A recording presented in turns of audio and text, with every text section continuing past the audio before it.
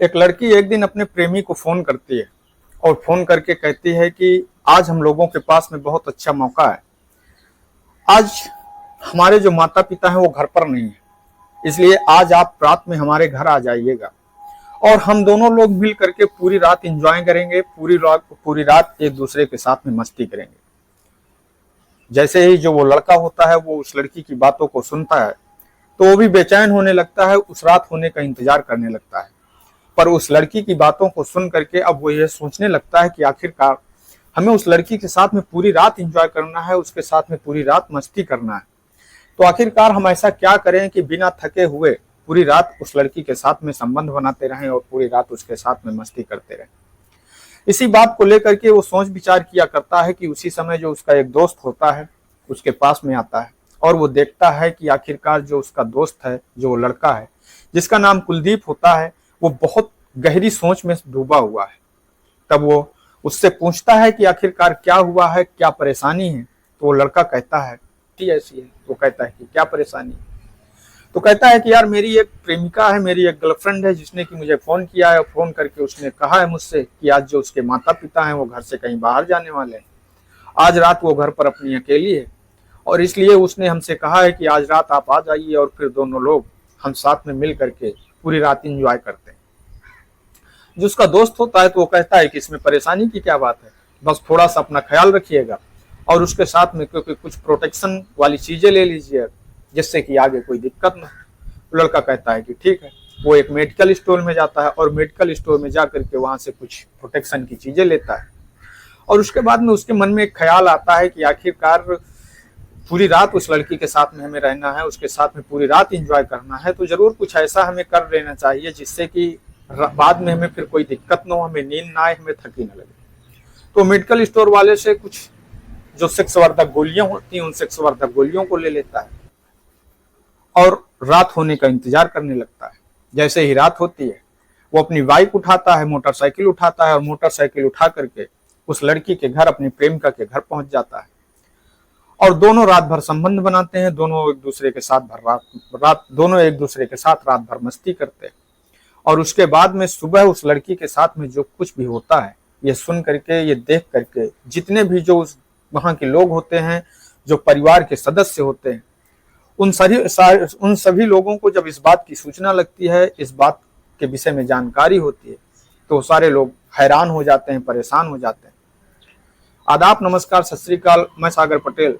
दोस्तों, आप लोगों से एक छोटी सी गुजारिश करता हूं कि अगर आप लोग मेरे इस चैनल पर पहली बार विजिट कर रहे हैं तो मेरे इस चैनल को सब्सक्राइब कर बेल आइकन को जरूर दबाएं और अगर आप लोगों को ये सच्ची घटना, ये सच्ची कहानी अच्छी लगे तो इसे एक लाइक, शेयर, कमेंट करके हमें जरूर बताएं कि आप लोग ये सच्ची कहानी, ये सच्ची घटना कहाँ से सुन रहे हैं। दोस्तों, दरअसल आज की ये जो सच्ची घटना है, इस सच्ची घटना की शुरुआत होती है उत्तर प्रदेश का एक जिला पड़ा करता है कानपुर और उसी कानपुर जिले का एक थाना पड़ता है शिवराजपुर थाना। उस शिवराजपुर थाना में एक परिवार रहा करता है। उस परिवार में एक बेटी होती है, बेटी जिसकी उम्र लगभग 17 साल के आसपास होती है, जो कि इंटर की पढ़ाई किया करती है। 13 दिसंबर को उसके घर के परिवार के लोगों को एक निमंत्रण में जाना होता है, एक शादी समारोह में जाना होता है। इसलिए 13 दिसंबर के जो सुबह होता है, जो उस परिवार के लोग होते हैं उन्हें शादी समारोह में जाना होता है। वो सारे लोग अपनी तैयारी बनाते हैं और तैयारी बनाने के बाद शादी समारोह के लिए निकल जाते हैं। पर वो जो उनकी 17 वर्षीय बेटी होती है वो अपने घर पर अकेली रह जाती है और फिर वो एक दिन अपने प्रेमी को फोन करती है और फोन करने के बाद में उसको अपने घर पर बुलाती है और उससे कहती है कि आज हमारे घर पर कोई नहीं है। आज जो हमारे माता पिता हैं वो एक निमंत्रण में गए हैं और आज रात में वो वापस नहीं आएंगे, उनको कल सुबह वापस आना है। इसलिए आज पूरी रात हम अकेले हैं और आप आ जाइएगा और फिर पूरी रात हम दोनों एक दूसरे के साथ में मस्ती करेंगे, एक दूसरे के साथ में एंजॉय करेंगे। जो लड़का होता है वो जब इस बात को सुनता है, जिसका नाम कुलदीप होता है, वो सुन करके खुश हो जाता है और वो खुशी से झूम जाता है। मगर फिर वो थोड़ी ही देर में ये सोचने लगता है कि आखिरकार अब हम उस लड़की के पास में हमको जाना है, उसके साथ में हमें पूरी रात रहना है। पूरी रात का जो समय है वो कम से कम 7-8 घंटे होता है और 7-8 घंटे हमको उसके साथ में एंजॉय करना है, पूरी रात आनंद लेना है। इसलिए हमें कुछ ऐसा करना चाहिए जिससे कि हम बिना थके हुए उस लड़की के साथ में पूरी रात एंजॉय कर सके। अब यह सोच करके इसी सोच में वो डूबा रहता है कि तभी उसके एक दोस्त की नज़र उस पर पड़ती है और वो पूछता है कि आखिरकार क्या दिक्कत है, क्या परेशानी है। बहुत गहरी सोच में आप डूबे हुए हैं। तब वो जो कुलदीप होता है वो अपने दोस्त से कहता है कि यार बात ही ऐसी है। तो कहता है कि क्या परेशानी है। तो कहता है कि यार मेरी एक प्रेमिका है, मेरी एक गर्लफ्रेंड है जिसने कि मुझे फ़ोन किया है और फ़ोन करके उसने कहा है मुझसे कि आज जो उसके माता पिता हैं वो घर से कहीं बाहर जाने वाले हैं। आज रात वो घर पर अपनी अकेली है और इसलिए उसने हमसे कहा है कि आज रात आप आ जाइए और फिर दोनों लोग हम साथ में मिल करके पूरी रात एंजॉय करते हैं। जो उसका दोस्त होता है तो वो कहता है कि इसमें परेशानी की क्या बात है, बस थोड़ा सा अपना ख्याल रखिएगा और उसके साथ में क्योंकि कुछ प्रोटेक्शन वाली चीज़ें ले लीजिए जिससे कि आगे कोई दिक्कत ना हो। लड़का कहता है कि ठीक है। वो एक मेडिकल स्टोर में जाता है और मेडिकल स्टोर में जा करके वहाँ से कुछ प्रोटेक्शन की चीज़ें लेता है और उसके बाद में उसके मन में एक ख्याल आता है कि आखिरकार पूरी रात उस लड़की के साथ में हमें रहना है, उसके साथ में पूरी रात एंजॉय करना है, तो जरूर कुछ ऐसा हमें कर लेना चाहिए जिससे कि बाद में हमें फिर कोई दिक्कत ना हो, हमें नींद ना आए, हमें थकी ना लगे। तो मेडिकल स्टोर वाले से कुछ जो सेक्सवर्धक गोलियां होती हैं उन सेक्सवर्धक गोलियों को ले लेता है और उसके बाद में उस लड़की के घर पर पहुंच जाता है। उस लड़की के घर पर पहुंचता है, शाम लगभग 8:30 बजे का समय होता है। वो लड़की जो होती है वो अपने प्रेमी का इंतजार कर रही होती है और जैसे ही वो देखती है कि जो उसका प्रेमी है वो उसके दरवाजे पर आ गया, वो तुरंत चुपचाप दरवाजा खोलती है और फिर वो अपने प्रेमी को अपने घर के अंदर कर लेती है। अब दोनों रात भर एक दूसरे के साथ में रिलेशनशिप में रहते हैं, एक दूसरे के साथ में शायद संबंध बनाते हैं, मस्ती करते हैं। पर सुबह जैसे ही लगभग 8:30 बजे का समय होता है तो जो उस घर की जो उस लड़की का एक भाई का घर होता है उसके घर से थोड़ी दूर पर होता है।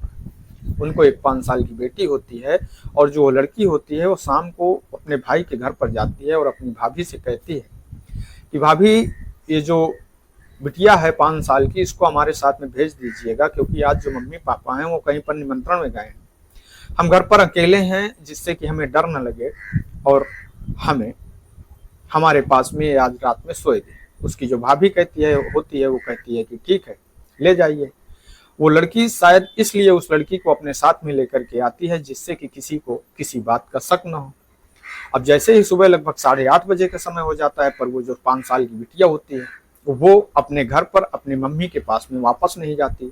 तो जो उसकी भाभी होती है वो सोचती है कि आखिरकार चले देखते हैं कि अभी तक ऐसा क्या हुआ है, अभी तक क्यों जो हमारी बिटिया है वो घर वापस नहीं आई है। तो वो वहाँ पर जाती है, देखती है, उस मकान के अंदर जाती है, देखती है। तो अंदर जा करके वो जैसे ही देखती है तो वो देखती है कि जो उसकी ननंद है जो उसकी ननंद है वो बेड पर निवस्त्र लेटी हुई है। ये देख करके वो चौंक जाती है, परेशान होने लगती है।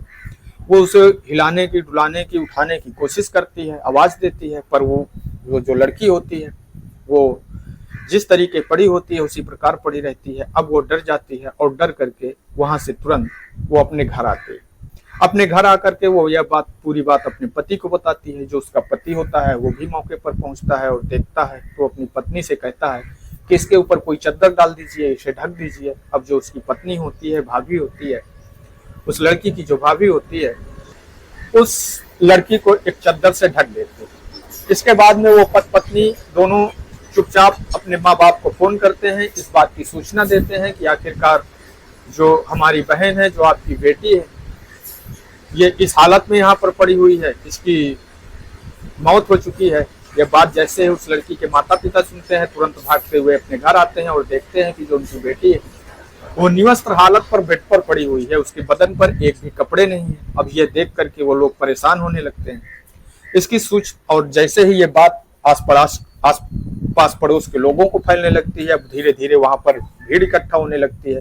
सारे लोग जो देखते हैं और जैसे ही सुनते हैं कि जो लड़की है वो निवस्त्र हालत में पड़ी हुई है तो ये सुन करके जितने भी जहाँ वो लोग होते हैं वो सारे लोग परेशान होने लगते हैं। आखिरकार सोचते हैं कि ऐसा क्या हो सकता है, क्यों ये लड़की निवस्त्र हालत में पड़ी है और इसकी मौत भी हो चुकी है।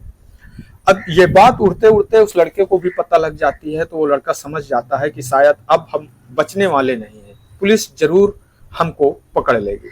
उसी भीड़ में से कोई व्यक्ति होता है जो पुलिस को सूचना दे देता है। पुलिस को जैसे ही इस बात की जानकारी मिलती है कि आखिरकार इस गांव में ऐसा एक मामला हो गया है जहां पर एक 17 वर्षीय लड़की जो कि अपने घर पर अपने बेड पर मरी हुई मिली है पुलिस मौके पर पहुंचती है और मौके पर पहुंच करके तुरंत उस लड़की के जो डेड बॉडी होती है उसको पोस्टमार्टम के लिए भेज देती है। और जो उसके माता पिता होते हैं उनसे जानकारी लेती है, आखिरकार पूछती है कि आप लोग कहाँ थे जब आपकी बेटी की हालत हुई, तो आप लोग कहाँ गए हुए थे। तो उसके जो माता पिता होते हैं वो बताते हैं कि साहब कल हमें एक निमंत्रण में जाना था 13 तारीख को, यहीं कानपुर देहात का एक गांव पड़ता है असलतगंज, उस असलतगंज में हम लोग निमंत्रण के लिए गए थे। सर साहब जाने से पहले हमने अपनी बेटी से भी बोला था कि बेटी आपको निमंत्रण में चलना है, तो मेरी बेटी निमंत्रण में जाने से मना कर देती है। और साहब फिर हम लोग जैसे ही सुबह हमें इस चीज़ की जानकारी मिली, हम यहाँ पर पहुंचे तो देखे कि हमारी बेटी की ये हालत है। ये देख करके पुलिस भी परेशान होने लगती है। अब उधर जब पोस्टमार्टम रिपोर्ट आती है तो पोस्टमार्टम रिपोर्ट से पता चलता है कि उस लड़की के साथ में शारीरिक संबंध तो बनाए गए हैं पर वो गलत तरीके से नहीं बनाए गए हैं, और उस लड़की जबरदस्ती तरीके से नहीं बनाए गए हैं, और उस लड़की की जो मौत हुई है वो शायद ठंड लगने की वजह से हुई। अब पुलिस उस लड़की के रूम की तलाशी लेने लगती है तो पुलिस को वहां से कुछ ऐसी चीज बरामद होती है, एक रैपर बरामद होता है। उस रैपर को पुलिस जब जांच के लिए भेजती है, उस रैपर को देखती है तो रैपर कुछ सख्तवर्धक गोलियों का होता है। अब पुलिस ये देख करके और भी ज्यादा परेशान हो जाती है।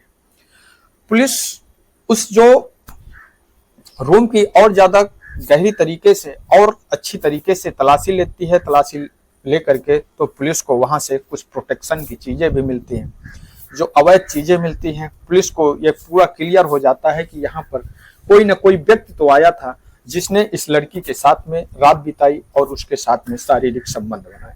पर पोस्टमार्टम रिपोर्ट के हिसाब से जो भी उस लड़की के साथ में हुआ था, शायद वो जबरदस्ती नहीं हुआ था, जो भी हुआ था उसकी मर्जी के साथ में हुआ था। इसलिए पुलिस उस लड़की के जो माता पिता होते हैं, जो उस घर के सदस्य होते हैं, उनसे जानने की कोशिश करती है, उनसे बात करती है कि आखिरकार आपकी लड़की के किससे संबंध थे, आपकी लड़की किससे बातचीत करती थी।